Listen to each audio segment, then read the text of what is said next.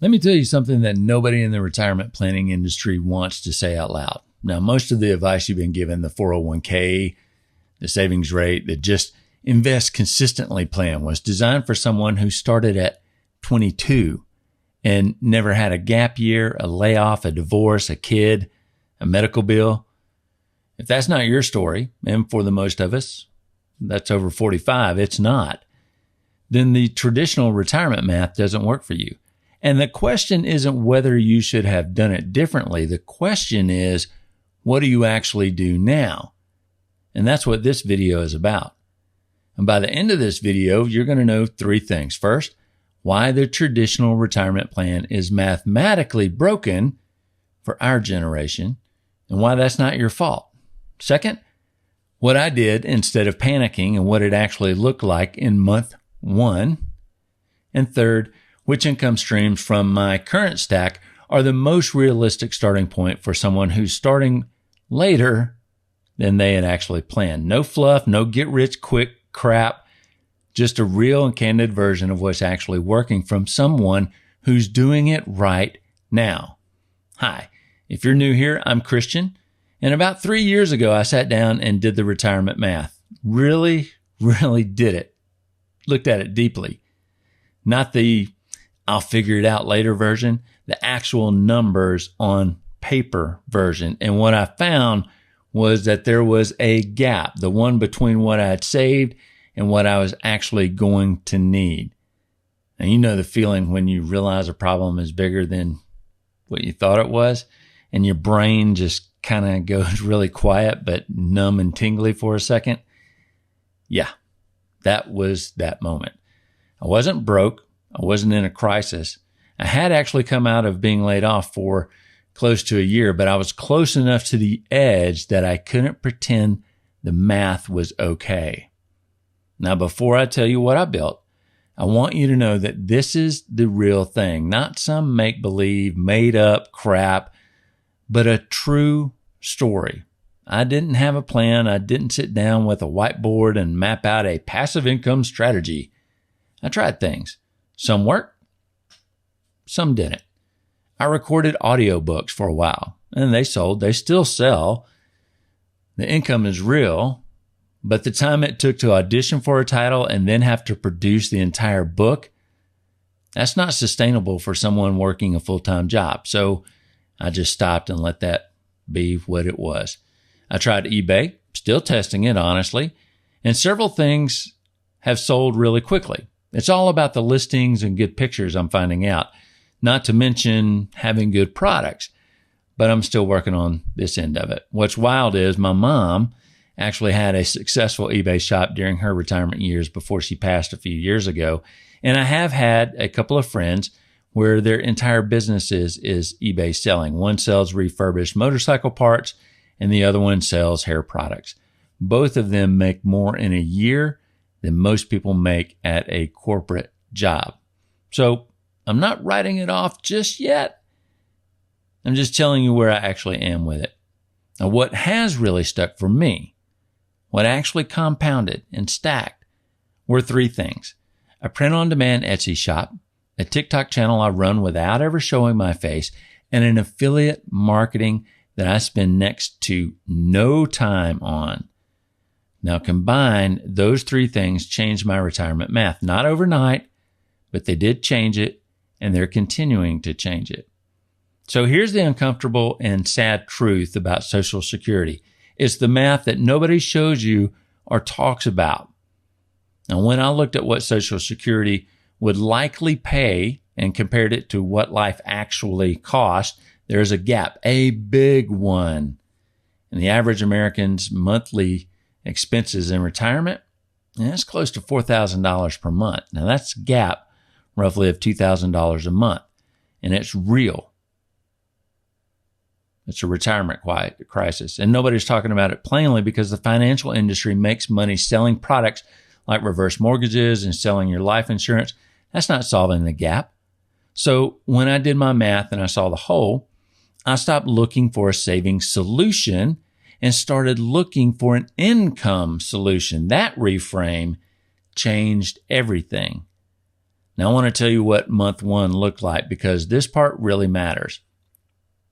I opened my Etsy print-on-demand shop and made $350 the very first month. $350. Yep. I know that's probably not the number people want to hear. It doesn't make a great thumbnail. It's not a highlight reel moment. But here's what $350 said to me. It's proof.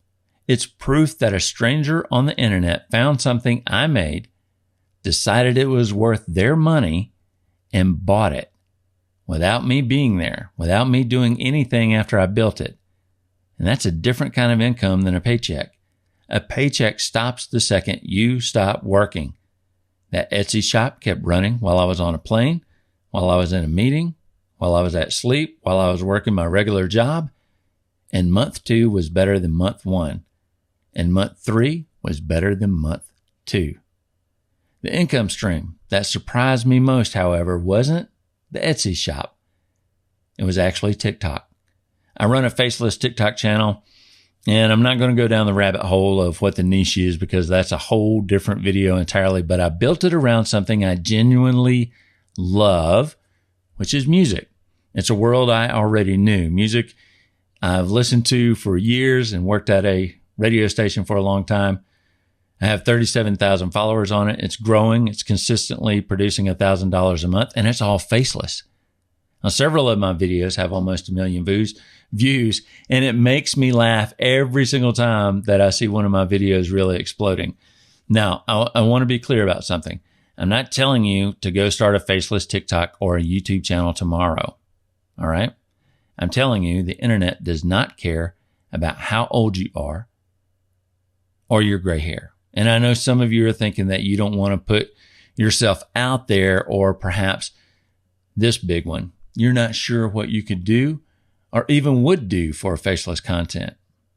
I'll go deeper on that later, but here are just a few top-line thoughts that would probably do well as a faceless. Nostalgia channels, relaxation, motivation, movie TVs, or book analysis. And there's so many more that can all be faceless. We'll take a deeper look in that in another video. But the thing about faceless is it doesn't see your gray hair. It doesn't see your age. And here's the part that nobody told me when I was starting. You don't have to be good at it on day one. All you have to do is just start.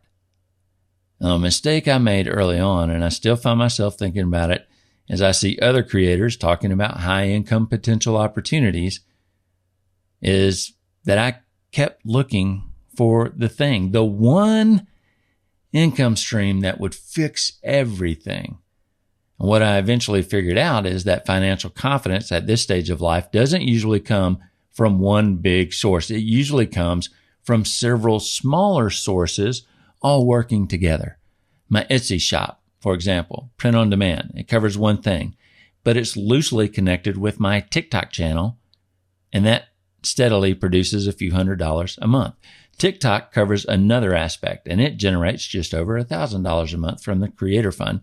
And the affiliate marketing focuses on tools I actually use in either print on demand or they're tied into producing TikTok and YouTube videos. Of course, I keep testing eBay and a few other things because the stack grows over time. Now, none of these streams require me to quit my job. None of them required a business degree. None of them asked me to pretend I'm someone I'm not. What they required was time, consistency, and the willingness to feel awkward at the beginning. That's actually the hardest part. Not the tech, not the platform. The willingness to start something you're not good at yet. I know it can feel awkward and uncomfortable and honestly just plain weird. Trust me though, it does get easier. And here's the thing I wish someone had told me before I started.